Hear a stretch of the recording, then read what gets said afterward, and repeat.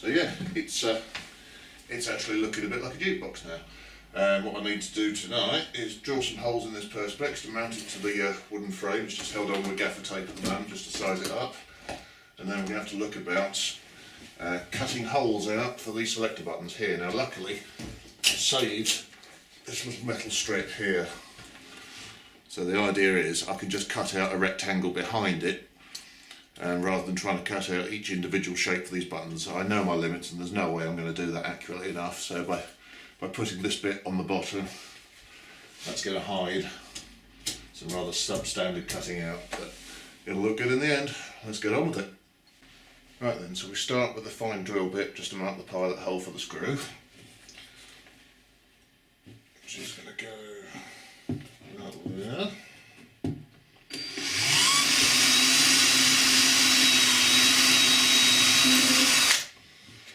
Now that's a nice tight fit on that drill, but to get the actual screw through the acrylic, because it cracks so easily, I've got a fatter drill bit here. So I'm going to widen the hole through the acrylic, but not through the wood.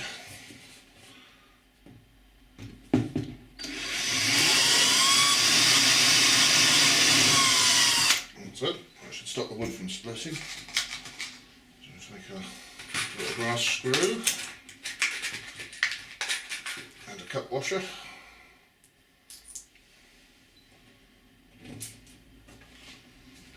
Nip that up. Beautiful. Okay, so with the perspex attached to the frame, I've taken it back off the jukebox so I can work on it here. I wanted it attached to the wood first just to give it a bit of strength, because it's a bit flexible. If it's not fixed or anything, I don't want to break it while I'm cutting holes out doing other things. We've got the selector button mechanism there, so I need to sort of offer that up, work out where that's going, and then mark out so I can cut out some holes, because that will be mounted underneath with a couple of screws going through the top. The screws themselves will be hidden by this top plate that goes over like that. And once I've sprayed that and everything, that should look alright. Let's mark some holes. Right, that's the hole mark that I need to cut out. 1 inch wide, 5 inches out from the side to accommodate the buttons. I think the way I'm going to tackle this is I'm going to score along these lines with the Stanley knife as best I can, and then I think the only safe way to do this without it cracking is I'm just going to have to do lots and lots of little drill holes until it pops out, which is a rather long drawn out affair, but I think just trying to go at it with the Stanley knife to get through is asking for trouble. I'll take it slowly.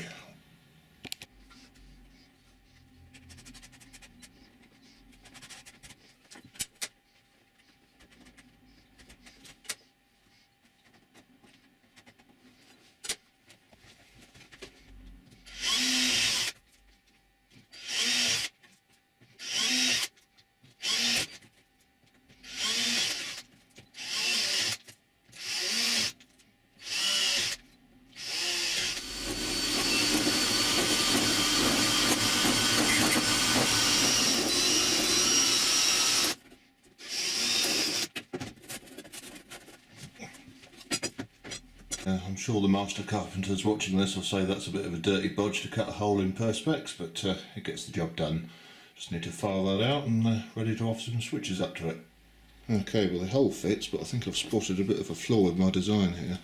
The idea was to use this hole here and there, and put similar holes top and bottom and bolt it up like that, but just having a feel of it, this is quite a heavy piece of kit, this switchgear, and I'm thinking the leverage on those two holes, it's going to split the perspex. I can see that happening, so I'm going to have to rethink that. I think what I'm going to do is I'm going to get some of this aluminium edging stuff. It's like a sort of right angled aluminium strip. If I attach a couple of strips of that either side of the switchgear, because you've got handy holes ready to bolt it up to right there, a couple of bits of that, and then those rails can sit underneath and I can attach those to the wood at either end. I think that's going to be a lot stronger mounting. I don't want to get this far and then have the perspex split on me. Let's do this properly.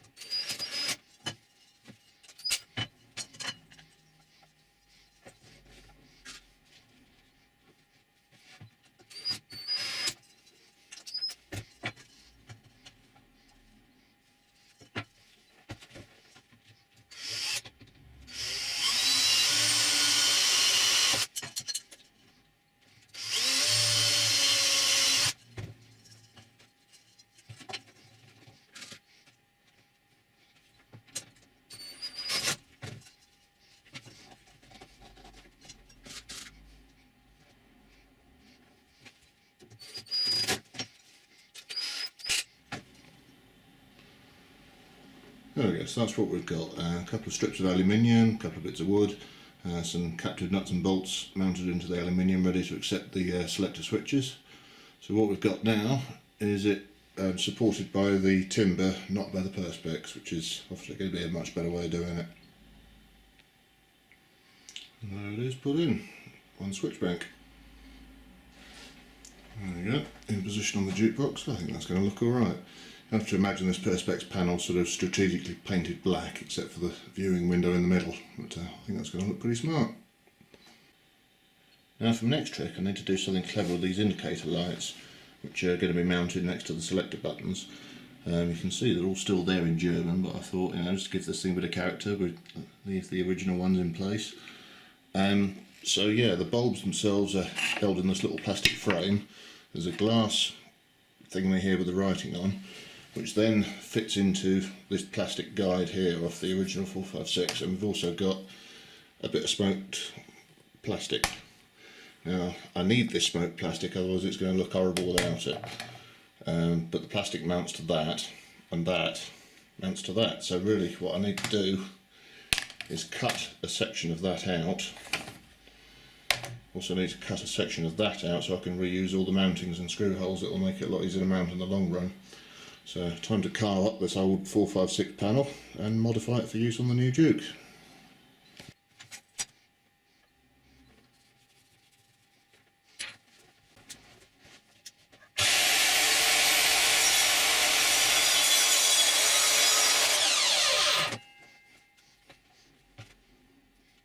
There we go, that wasn't so hard. I hacked out the bit that I wanted to keep and attached it to the lid next to the select buttons, and it's held in place with a little metal strip, right angle there, and a little bit of aluminium there, and that's holding it in nice and tight. So now I've got something I can mount those lights to.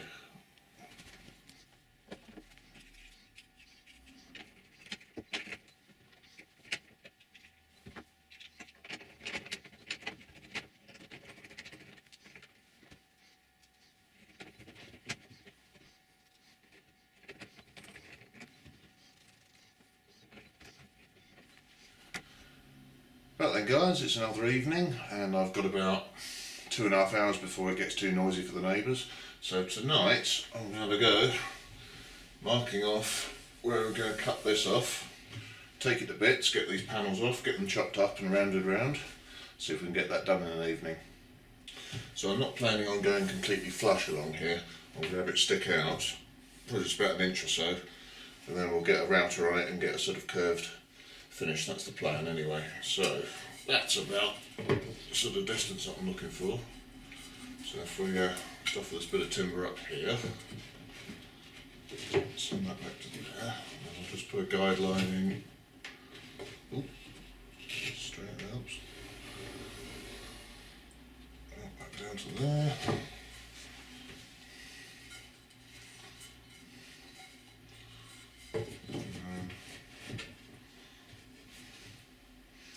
From there to there.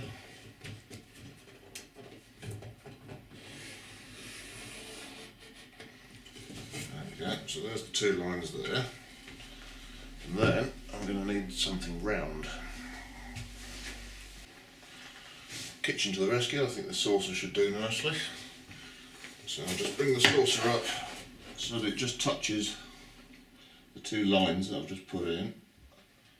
And that will give me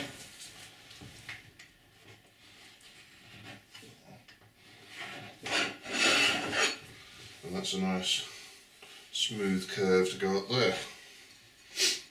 Right, that's got the lines marked on both sides now, so now I've done that, it's all got to come apart again, so I can get at these and start chopping them with the jigsaw.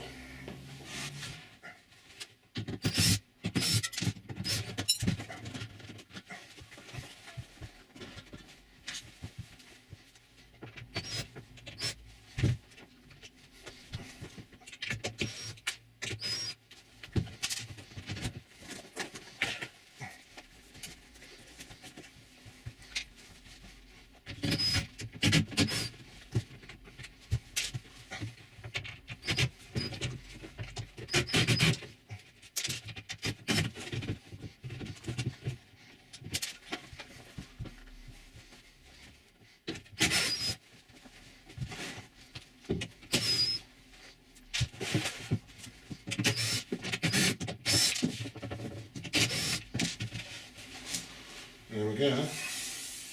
Need to add the curve to the top.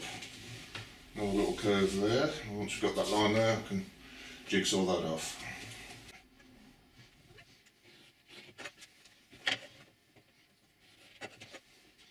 Right, now the scary bit. It's marked out. I've got to cut it out. Let's try not to mess this up.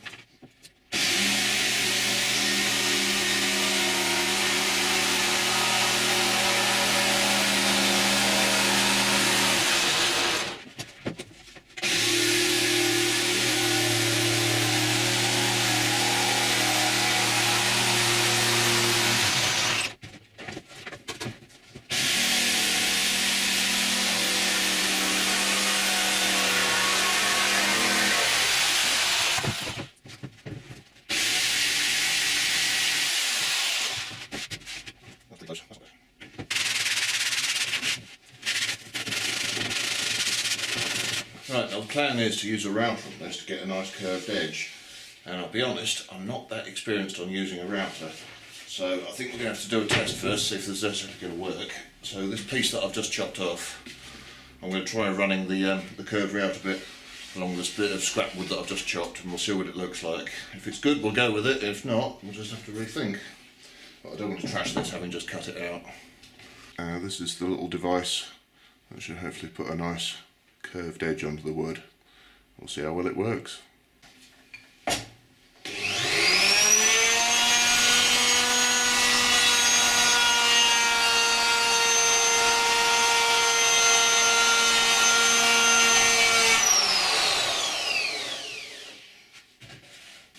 Yeah, that seems to work.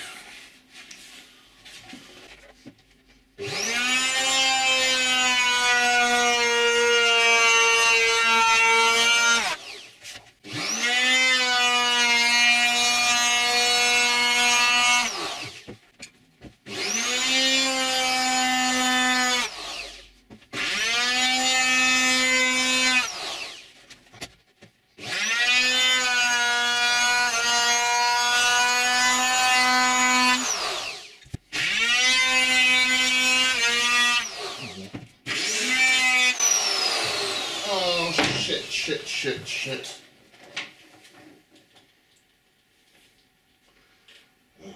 Fucking hell.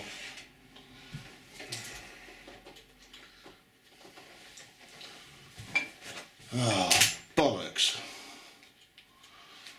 The little thingy on the end of the router, there's like a little thing that holds this bearing on. It's worked loose, and because it's worked loose, it's chewed the crap out of the wood. I'll have to see if I can sand this out. I really don't want to have to replace that bit of plywood now. Let's hope I can clean this up a bit.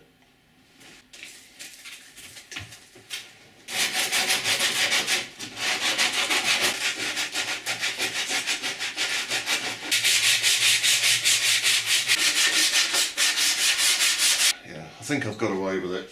There's a little spot here. Just see, I don't know if that will focus, there's a little spot there that wants a bit of wood filler, but that's plywood for you. And you can just see at the end there, it's just gone a little bit deeper than I wanted it to, but I think I've sanded the worst of it out. It shouldn't show, hopefully. Better luck with the next one. Right, just need to mark the curves into this again.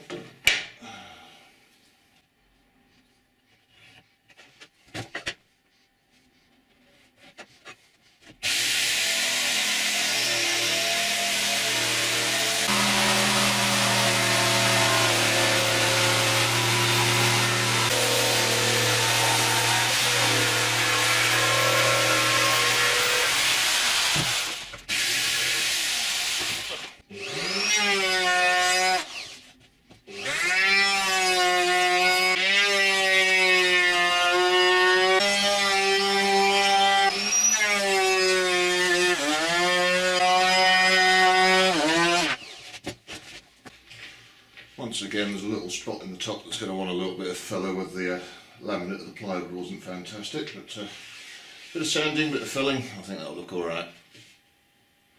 Well, I think you've got to agree that having just chopped off those side bits, that's quite the transformation now. It's really starting to look the part. And I've got some extra bits that have turned up today that'll help it look the part. Yes indeed, I've got speaker grills. Let's try those.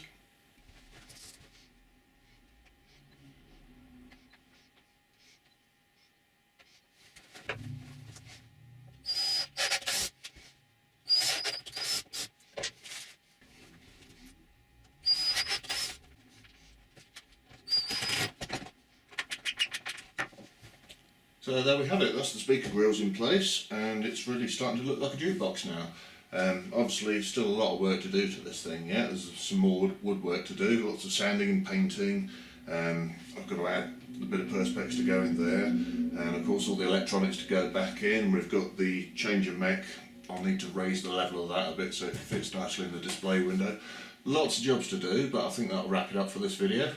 So yeah, keep watching. Thanks for watching so far, and I'll see you in the next one. Bye bye.